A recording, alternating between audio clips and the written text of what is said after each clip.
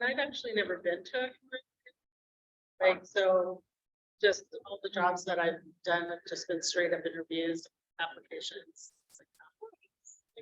You're back. Come see us. Yay. So you were here yesterday then, or there yesterday, wherever, yes. Oh, well, good.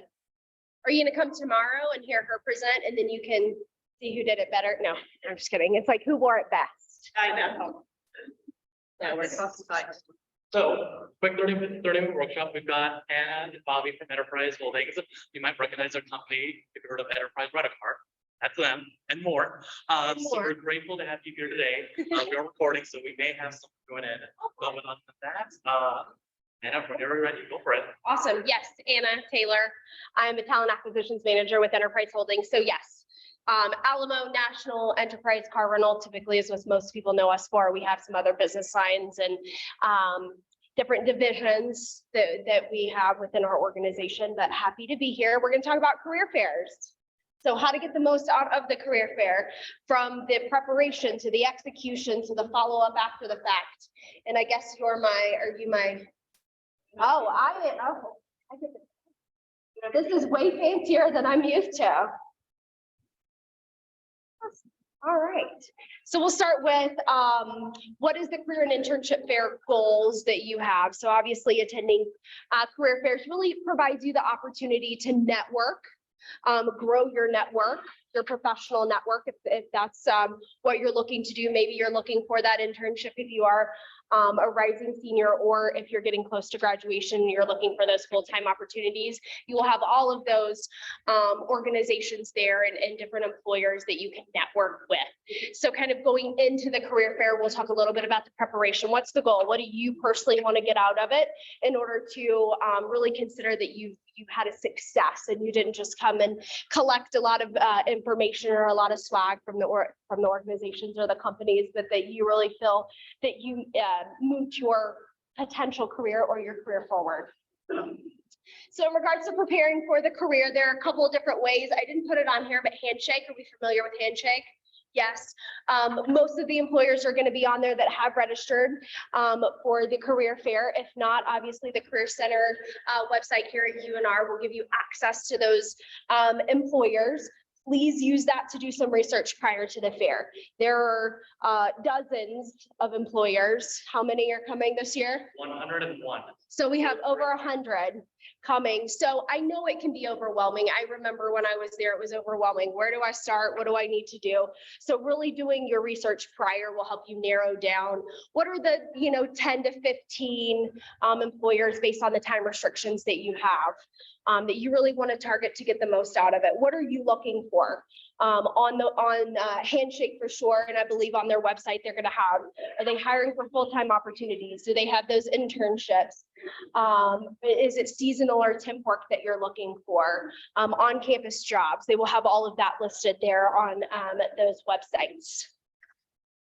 So as you are targeting employers, again, I would put together that prioritization list.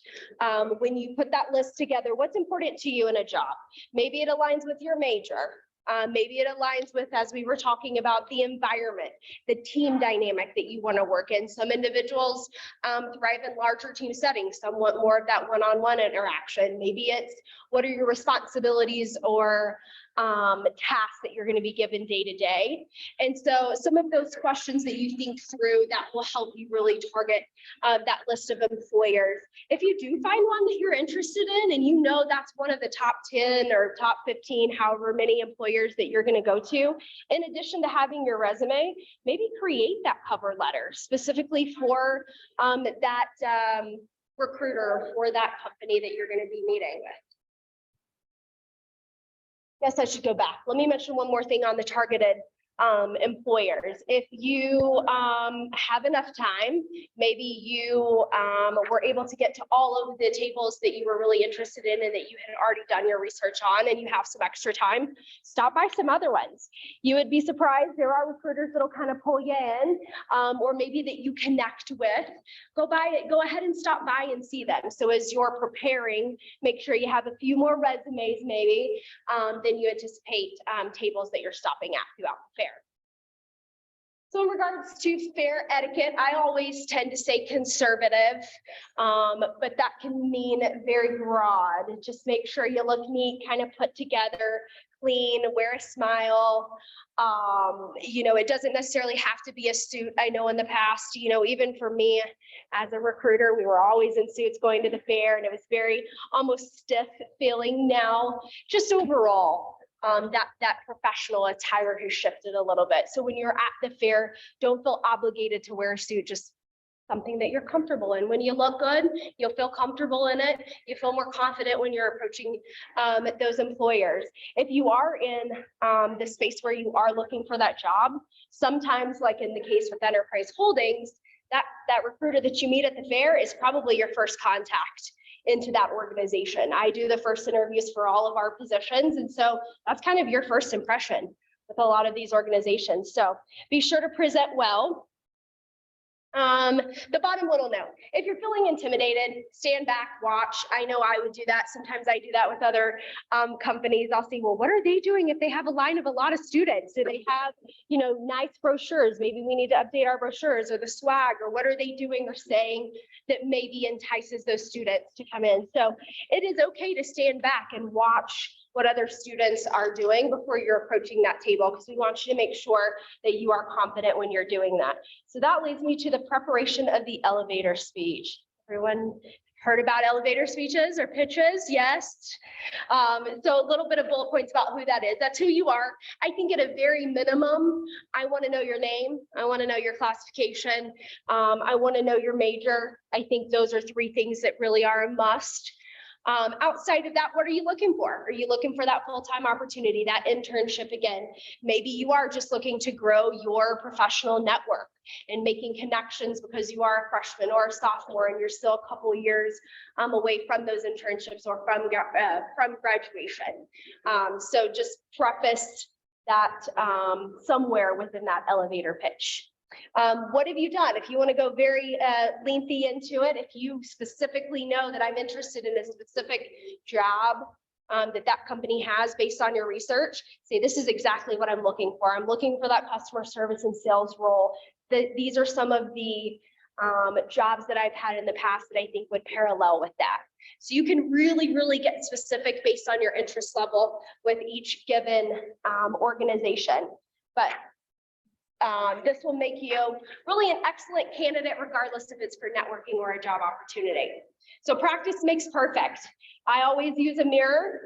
There's coworkers, there's friends, there's other student organization participants, there's the career services professionals. They're here to help you out with that introduction or with that elevator pitch that you have.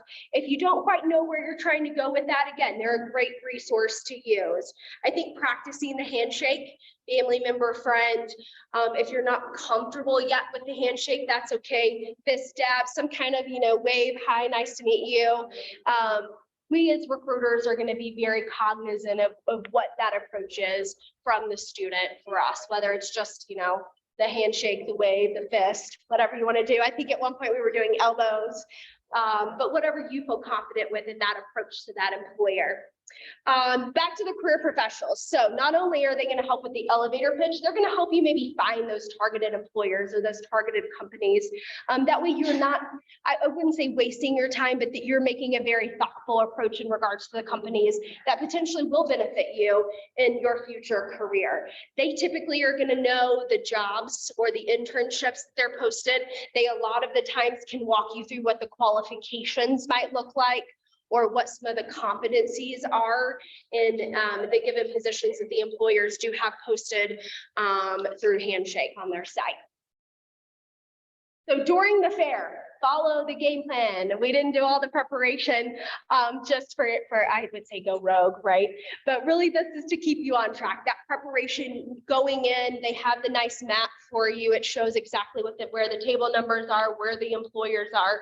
So please stick to your plan. I know we tend to get distracted. I'm one of those. I see someone that I know. Hi, let me have a quick conversation with my friend, but make sure we get back on track. That way you are able to hit all of those employers and gather all the information that you need before leaving the fair.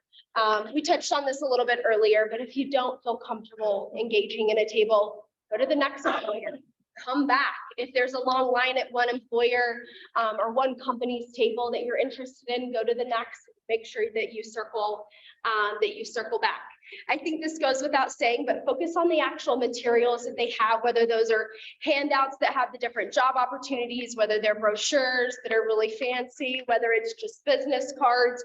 Make sure that you are initially seeking out that information, not to say I don't want you to take the swag that we have or the company materials, the pens and the water bottles and all of that, because it keeps me from having to take it back to the car. But definitely start with more of the internship, the career approach. Make sure at the end when you're wrapping up, say thank you.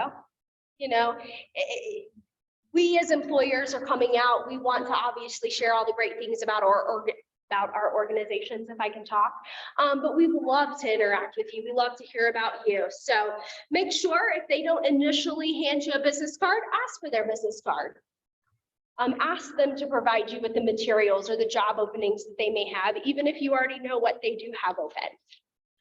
This will help you with, last but not least, the follow-up. You thought after the career fair you attended it was over. No, there is the follow-up. This is the most important, I think. This is where you can immediately after the career fair, because it's fresh on your mind, maybe connect with them on LinkedIn, send them an email. If they have a very common name like I do, refer back to the business card. It has their email address. Send them an email, send them a note if it has their address. I love getting little notes in the mail, little thank you letters still in the mail. I know, snail mail, but it's really, you know, I like that I made that impression. Hopefully we made that connection because that's why we are here.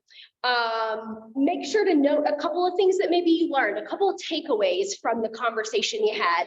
I met you at the career fair. I remember you talking about XYZ, the internship, or if you're me, we're going to talk about animals, in addition to love my dog, love my cat, kids, you know, whatever. If it's personal, that's great. Reference back to that. Find a way to make that connection, again, with that recruiter or with that employer after the fact. I think the bottom two bullet points I'll specifically say for those individuals that are looking specifically for those internships right away or for those career opportunities right away. Make sure you weigh those, you know, 10 to 15 employers or those 10 to 15 companies that you talk with and really give it some serious thought. If there's one that you want to reach out to have a site visit, ask after the thank you email if they send something back to you. Do you guys do site visits? Is there a way that we can have a 15-minute coffee chat? I have some further questions before I decide to apply. If you know you're absolutely sold on that specific organization or that specific position, go ahead and apply. Follow through with what you said at the career fair if it was, you know, something that you specifically knew you were coming there to apply to. And then really, you know, that's, I guess, all I have for you. After the career fair, then, you know, follow up, apply, and we'll walk you through the interview. Thank you for being here. Yeah, you're welcome. Allie. Hi, Allie. Anna. Sorry, I'm Ann. So I'm a talent acquisitions manager with Enterprise Holdings. So I don't know if you're familiar with Enterprise Holdings, but rental car company for the most part is what we're known for. For sure. I got the location. Oh, good. Yes. But would you recommend also having a CV or anything else like that in addition to a resume whenever you buy, like? I think for cover letters specifically, if you go in and you know exactly, I've been to 2 other career fairs, you've connected with that employer, you've already messaged them on LinkedIn, you kind of have that pre-existing relationship, as I would say, and you know specifically that that internship they have open or that job opportunity that they have open is for you, I would have a cover letter specifically prepared for them. And you can pull that out. You know, if there's 5 specifically, have 5 tailored specifically for that particular recruiter or that particular company. And then just have some additional resumes on the back end if there happens to be a company that you didn't realize was going to be there that you might be interested in, just as backup. A lot of times we'll have some kind of collection, like a QR code that's on the table that you can scan, or we'll have an iPad of some sort to get your information, even if you don't have that resume most of the time. But it's nice just to have that resume because it's a, you know, for me, it's a physical piece of paper. I can look back and say, yes, I remember meeting Allison because something on the resume stuck out to me or resonated with me based on our conversation. So I think it's always good to have a resume. I don't have the best memory, but so it really helps me when I can visually see it. So definitely recommend that. Any other questions? A question on the resumes. So what I'm starting to see is a lot more photos on resumes and stuff like that. What, do you have an opinion on? I don't have a personal opinion. I will tell you from my company's standpoint, we're a federal contractor. So I would prefer that you don't have a picture on your resume. Just because I'm going to be able to visually assess that throughout the interview. I also don't want you to think in any circumstance that I potentially am not going to provide you a job based on what you look like. No recruiter, no company should do that, but I just would stay away from it. So, but I don't have a personal opinion one way or the other. I see both. But from my lens and my seat, yes, yes. Keep those on your LinkedIn profile. I think, you know, it's funny. I remember, gosh, I've been in talent acquisitions for about 8 years. And so I remember, you know, 5 years ago or so, 6 years ago, when I first got into talent acquisitions, a lot of companies would do research on social media accounts, right? And they were like, oh, make sure your social media accounts are all cleaned up and that you have everything ready. I don't hear as much of that anymore from organizations because we really are trying to do our due diligence and really look at that individual and what they bring to the table based on that interview process. So, yeah, good question though. Oh, handshake. Yes, So, you'll get lots of messages from me on Handshake if you guys haven't already. oh, no, not the, like an actual handshake. Oh, You mentioned that. physical handshake, yes. Is that what you meant in the slide during the day or whatever? Yes, Like- physical, oh, he already backed it down. Yes, physical handshake.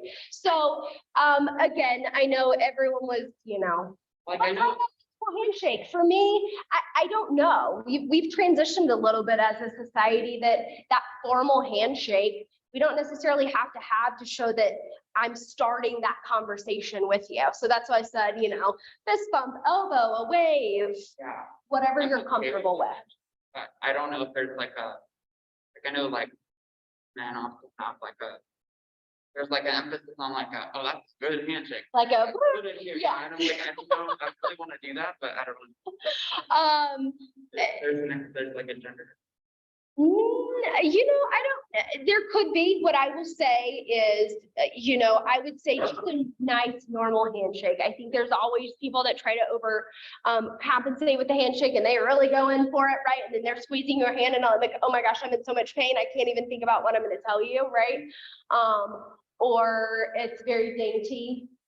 I don't look at that one way or the other necessarily, but I do know that there are, you know, maybe individuals that see that as appearing, you know, overzealous or maybe not confident enough in their approach. So I think regardless of what you use, as long as you're confident in regards to what motion, physical motion that you do, because that's the easiest way to put it, you're good.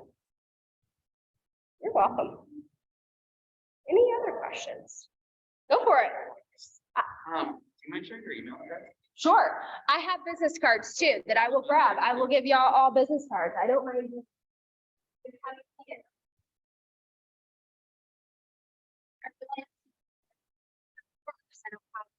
Enough up here, but yes.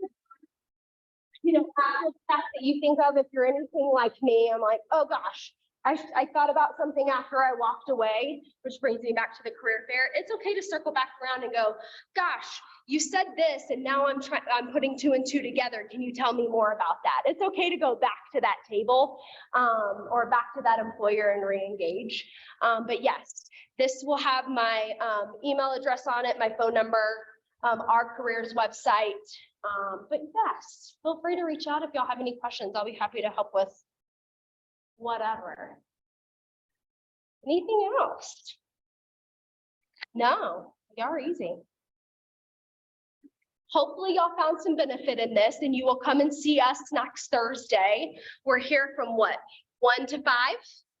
So the career fair itself is 2 to 5. 2 to 5. But then from 1 to 2 will be exclusive networking reception. So for student club leaders, academic faculty. And so if you were part of that listserv or emails that went out, then you're more than welcome to attend. Otherwise, as Come see me at 2, 2 to 5. 2 to 5. Right across the street where I had to go get my food today because Peter didn't bring me anything to eat. No, I'm just kidding. But you have many gifts for you all. He's like, but I brought you candy. No, I'm just kidding. Continue to yes. support for Medicare City and guys specifically for this week. You know you did. Well, thank you, Kip. Well, thank you. But in all seriousness, yes, stop by, see us, regardless if we have a career path for you or not. I'm more than happy to share my insight. It might not be specific to the industry that you're looking in, but I can give you a general or broad overview. Yeah, different, because we've done a lot of, like, looking over resumes, so anything like that as well. We come with the. What is your take on the pictures on the resume? What do you guys say from a career That's a great question. center perspective? So what we've noticed, and it's almost like a comparison between our country and then abroad, where countries abroad, from like these different corporations, they would prefer to have a photo of the person that they're reviewing the application for. Here, there's more this stigma of we want to remove as much bias from the application There process as you go. possible. We don't want to have any stereotypes.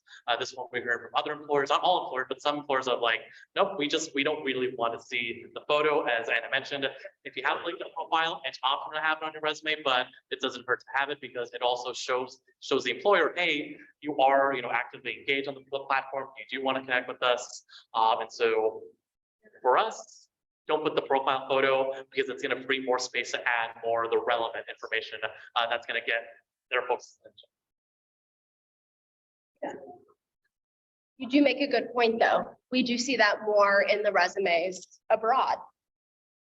You mentioned how it might not be wise to go to a table that you're not like prepared for per se.